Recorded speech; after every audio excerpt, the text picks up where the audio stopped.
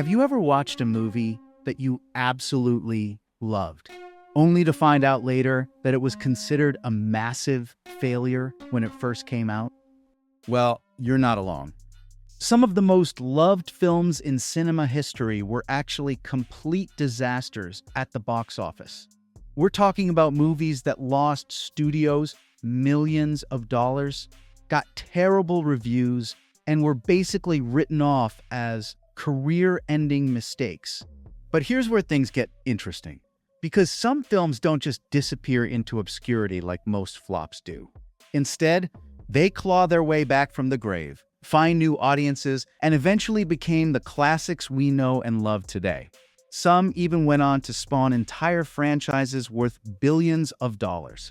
Today, we're diving into the most epic comebacks in movie history, where initial failure turned into legendary success, and where being ahead of your time was actually a huge blessing. Let's start with one of the most famous comeback stories in cinema history, The Big Lebowski. I mean, everyone has seen at least one Lebowski meme on the internet, right? And you now even get regular Lebowski festivals in cities across the country where fans dress up as characters from the film and go bowling while watching it on big screens. But what if I told you that this popular Coen Brothers comedy only earned $5.5 million during its opening weekend and was trashed by critics? In fact, many reviewers didn't know what to make of the film's bizarre plot, eccentric characters, and laid-back tone. Some criticized it as pointless and self-indulgent, and the film's total domestic box office was just $18 million, which was a total disappointment for a movie starring Jeff Bridges and John Goodman, who were household names. And let's not also forget that it had a $15 million budget. So yeah, it was a box office flop too. But then something truly incredible started happening. The Big Lebowski slowly began finding its audience through home video and cable television. College students began quoting the film's memorable quotes and adopting its philosophy of taking life easy. The character of the Dude, played by Jeff Bridges, became a huge cultural icon, and the spark that launched 1,000 memes.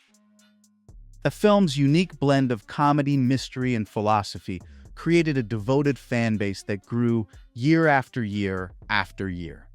I mean, did you know it is the basis of a religion called Dudeism?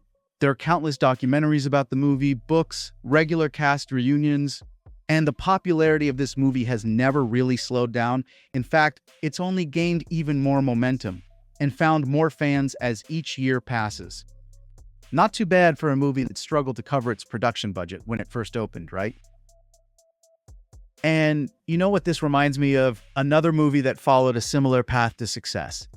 Although it hasn't had the same level of impact as Lebowski, it's honestly one of the most relatable movies ever made. I'm talking about Office Space, from 1999, one of the greatest workplace comedies ever made. Mike Judge's brilliant satire is basically the go-to film for anyone who's ever suffered through corporate hell. The movie perfectly captures the soul-crushing monotony of office life, from dealing with multiple bosses asking about reports to sitting in traffic jam commutes. It's so relatable that new generations keep discovering it and thinking, wow, this is exactly my life. And who could forget that iconic printer destruction scene? Literally one of cinema's most cathartic moments. And you know what? The film's razor-sharp observations about corporate culture feel even more relevant today. From open office layouts to pointless meetings, Office Space predicted and made fun of dumb workplace trends that honestly only seem to be getting worse, not better. So it's a comedy that actually gets funnier and more relatable with each passing year. But now, here's the part that might surprise you. Office Space was a complete disaster at the box office when it was first released. The movie opened in February 1999 to absolute crickets. It only earned just $4.5 million during its opening weekend, landing at number 5 at the box office. Critics were lukewarm at best, with many dismissing it as a one-note workplace satire that felt too niche for mainstream audiences. The total worldwide box office? A measly $12.2 million. Many wrote it off as Mike Judge's failed attempt to transition from Beavis and Butthead to live-action filmmaking. But then something absolutely magical happened. Office Space began its slow climb to cult status through DVD sales and cable television reruns. Comedy Central started airing it almost on repeat. And suddenly, people were discovering this hidden gem. And the film found its tribe. The cubicle warriors, the corporate survivors, and everyone trapped in the modern workplace grind. By 2006, it had sold over 6 million DVDs in the United States alone. But you know what? It went on to make many more millions in DVD sales, international syndication, and now streaming revenue. And its empire still continues to grow as the movie becomes more and more relatable each day. Blade Runner from 1982. Did you know the original Blade Runner from the 80s was a complete box office flop? The film cost around $28 million to make, which was a huge budget for the time, but it only earned about $27 million domestically. So it basically didn't even make back its production budget in the United States. And the global numbers were not much better. But the problem the movie had wasn't financial. It was its reception. Critics were harsh, calling it slow, confusing, and pretentious. And audiences, well, they chose to go watch E.T. and other feel-good movies instead. The studio was so disappointed that they forced director Ridley Scott to add a voiceover narration and a happy ending just to try to make it more accessible to mainstream audiences.